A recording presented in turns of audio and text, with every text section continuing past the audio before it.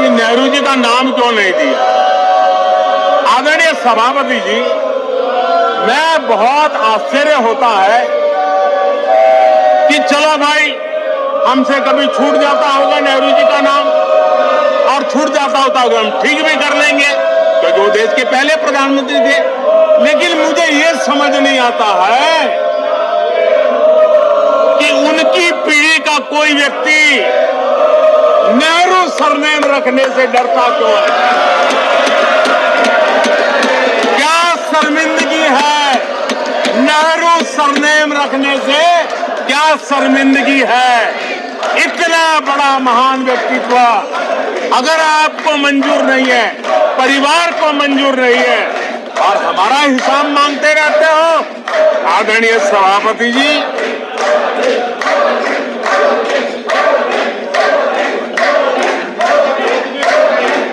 कुछ लोगों को समझना होगा, ये सदियों पुराना देश सामान्य मानवी के पसीने और पुरुषार्थ से बना हुआ देश, जन जन की पीढ़ियों की परंपरा से बना हुआ देश है। ये देश किसी परिवार की जागीर नहीं है। हमने मेजर ध्यानचंद जी का नाम पर खेल रत्न का पुरस्कार कर दिया। अंडमान में नेताजी सुभाष के नाम पर, स्वराज के नाम पर हमने द्वीपों का नामकरण किया। हमें गर्व हो रहा है। नेताजी सुभाष बोस के योगदान के लिए देश गर्व करता है, हम गर्व करते हैं। इतना ही नहीं, जो लोग आए दिन हमारे देश की सेना को नीचा दिखाने का मौका नहीं छोड़ते, हमने इन द्वीपों को परमवीर चक्र प्राप्त करने वाले सेनानियों के नाम कर दिया। आने वाली सदियों तक कोई हिमालय की चोटी एक एवरेस्ट व्यक्ति के नाम पर एवरेस्ट बन गई। मेरे द्वीप समूह, मेरे परमवीर चक्र विजेता, मेरे देश के सेनानियों के नाम कर दिया। ये हमारी श्रद्धा है, ये हमारी भक्ति है, और उसको लेकर के हम चलते हैं। आदरणीय और इससे आपको तकलीफ है और तकलीफ व्यक्त भी हो रही है। हर एक की तकलीफ व्यक्त करने के रास्ते अलग होंगे। हमारा रास्ता है सकारात्मक।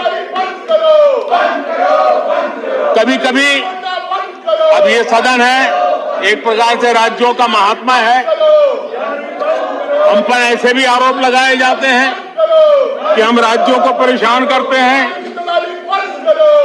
आदरणीय सभापति जी, मैं लंबे अरसे तक राज्य का मुख्यमंत्री रह करके आया हूं।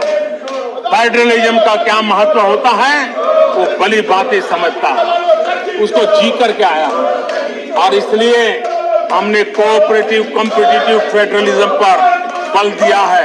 आओ हम पर्दा करें, हम आगे बढ़े, हम सहयोग करें, हम आगे बढ़े, उस दिशा में हम चले हैं। हमने हमारी नीतियों में नेशनल प्रोग्रेस का भी ध्यान रखा है और रीजनल एस्पिरेशन को भी एड्रेस किया है। National progress and regional aspiration, इसका परफेक्ट कॉम्बिनेशन हमारी नीतियों में दिखा है, क्योंकि हम सब मिलकर के 2047 तक एक विकसित भारत का सपना पूरा करने के लिए चल पड़े। लेकिन जो लोग आज विपक्ष में बैठे हैं, उन्होंने तो राज्यों के अधिकारों की धज्जियां उड़ा दी। जरा मैं कच्चा चिट्ठा आज खोलना चाहता हूं।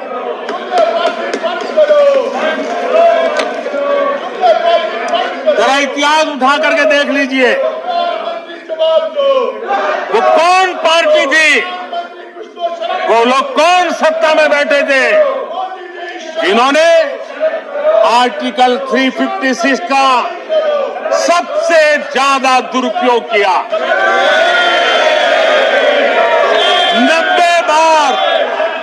90 बार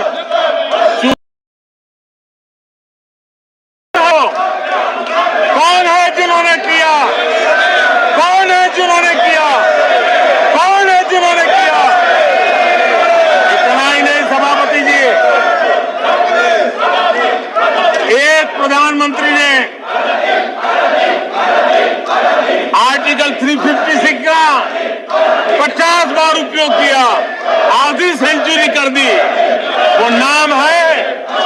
इंदिरा गांधी का 50 बार सरकारों को गिरा दिया।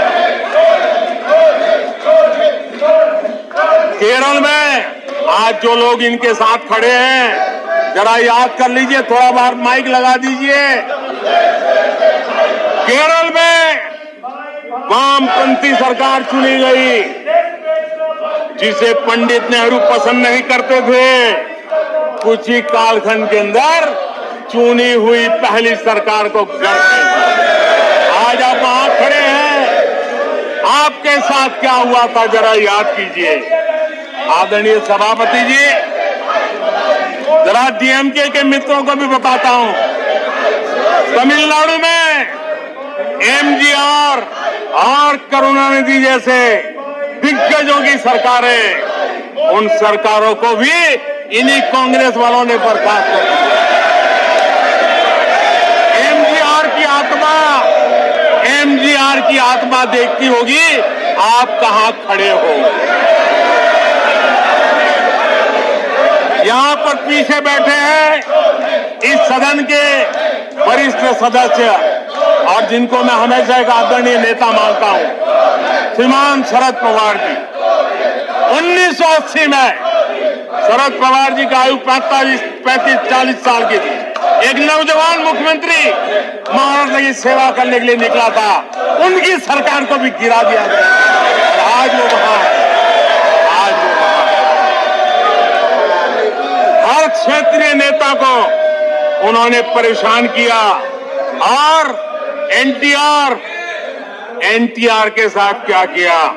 यहाँ कुछ लोग आज कपड़े बदले होंगे, नाम बदला होगा, ज्योतिषियों की सूचना के अनुसार नाम बदला होगा, लेकिन कभी वो भी उनके साथ थे। वो एनटीआर की सरकार को, और वो तबीयत के लिए अमेरिका गए थे, अपने हेल्थ के लिए गए थे। आपने एनटीआर की सरकार को गिराने का प्रयास किया। ये कांग्रेस की राजनीति का स्तर था। आदरणीय सभापति जी, अखबार निकाल के देख लीजिए, हर अखबार लिखता था कि राजभवनों को कांग्रेस के दफ्तर बना दिए गए हैं, कांग्रेस के हेडक्वार्टर बना दिए गए।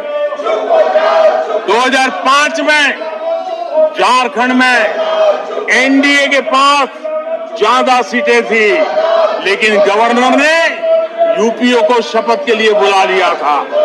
1982 में हरियाणा में भाजपा और देवीलाल के पास प्री पोल उनका एग्रीमेंट था, उसके बावजूद भी गवर्नर ने कांग्रेस की सरकार के लिए निमंत्रण कर दिया था। ये कांग्रेस के पाप, और आज देश को गुमराह करने की बातें कर रहे हैं। आदरणीय सभापति जी, मैं एक बात को जानना चाहता हूं, मैं एक गंभीर विषय की ओर अब ध्यान देना भी चाहता हूं। महत्वपूर्ण विषयों को मैंने स्पर्श किया है, और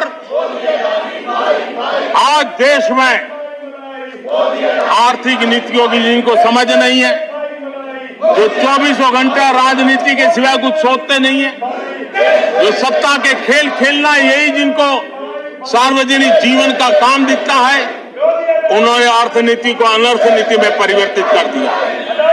मैं उनको चेतावनी देना चाहता हूं, और मैं इस सदन की गंभीरता के साथ उनसे कहना चाहता हूं कि अपने रिस्पेक्टिव स्टेट को जाके समझाएं कि ये गलत रास्ते पर न चले जाएं। हम हमारे पड़ोस के देशों का हाल देख रहे हैं कि वहां पर क्या हाल हुआ है, अनाप शनाप कर्ज लेकर के किस प्रकार के देशों को डुबो दिए गए। आज हमारे देश में भी तत्कालीन लाभ के लिए अगर भुगतान करेगा तो आने वाली पीढ़ी करेगी। हम तो कर्ज करो जीपीओ वाला खेल आने वाला देखेगा। ये कुछ राज्यों ने अपनाया है, वो उनका तो तबाह कर देंगे, देश को भी बर्बाद कर देंगे। और देश अब कर्ज के तले दबते जा रहे हैं। ये देश आज दुनिया में उनको कर्ज देने के लिए कोई तैयार नहीं है। ये मुसीबतों से गुजर रहे हैं। मैं राजनीतिक वैचारिक मतभेद हो सकते हैं, दलों के विषय में एक दूसरे के प्रति टीका टिप्पणी हो सकती है, लेकिन देश की आर्थिक सेहत के साथ खिलवाड़ मत कीजिए। आर्थिक सेहत के साथ खिलवाड़ मत कीजिए। आप ऐसा कोई पाप मत कीजिए जो आपके बच्चों के अधिकारों को छीन ले और आज अपना मौज कर ले और बच्चों के नसीब में बर्बादी छोड़ के चले जाए। ऐसा करके न जाए। आज आपको पॉलिटिकली सूट कर, मैंने तो देखा एक मुख्यमंत्री ने बयान दिया कि भाई अब ठीक है, मैं तो निर्णय करता हूं, अभी मुसीबत मुझे कहां आएगी, 2030-32 के बाद आएगी, जो आएगा वो भुगतेगा। क्या कोई देश ऐसे चलता है क्या? लेकिन ये जो वृत्ति बन रही है वो बहुत चिंता का विषय है। आदरणीय सभापति जी, देश की आर्थिक सेहत के लिए राज्यों ने भी अपनी आर्थिक सेहत के संबंध में डिसिप्लिन का रास्ता चुनना पड़ेगा और तभी जाकर के वे राज्य भी इस विकास की यात्रा का लाभ ले पाएंगे और उनके राज्यों के नागरिकों का भला करने में हमें भी सुविधा हो जाएगी, ताकि हम उन तक लाभ पहुंचाना चाहते हैं। आदरणीय सभापति जी, 2047 में यह देश विकसित भारत बने, ये हम सबका संकल्प है। 140 करोड़ देशवासियों का संकल्प है। अब देश पीछे मुड़ करके देखने को तैयार नहीं है। देश लंबी छलांग मारने को तैयार है। जिनकी 2 वक्त की रोटी का सपना था, उसको आपने एड्रेस नहीं किया, हमने उसको एड्रेस किया है। जिसको सामाजिक न्याय की अपेक्षा थी, जो आपने एड्रेस नहीं किया, हमने एड्रेस किया है। जिन अवसरों को तलाशता था, उन अवसरों को उपलब्ध कराने के लिए हमने अनेक कदम उठाए हैं और आजाद भारत का जो सपना है, उन सपने को पूरा करने के लिए हम संकल्पबद्ध होकर के चले। और आदरणीय सभापति जी, देश देख रहा है, देश देख रहा है, एक अकेला कितनों को भारी पड़ रहा है, एक अकेला कितनों को भारी पड़ रहा है। अरे नारे बोलने के लिए भी उनको बदल करना पड़ता है। जो भी ये बोलता है, घंटे भर से आवाज की जवाब देता है। आदरणीय सभापति जी, एक कन्विक्शन के कारण चला हूं, देश के लिए जीता हूं, देश के लिए कुछ करने के लिए निकला हुआ हूं।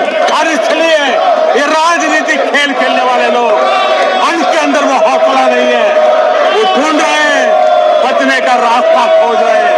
आदरणीय सभापति जी, राष्ट्रपति जी के उम्दा भाषण को, राष्ट्रपति जी के मार्गदर्शक भाषण को, राष्ट्रपति जी के प्रेरक भाषण को इस सदन के अंदर अभिनंदन करते हुए, धन्यवाद करते हुए, आपका भी आभार व्यक्त करते हुए अपनी बात को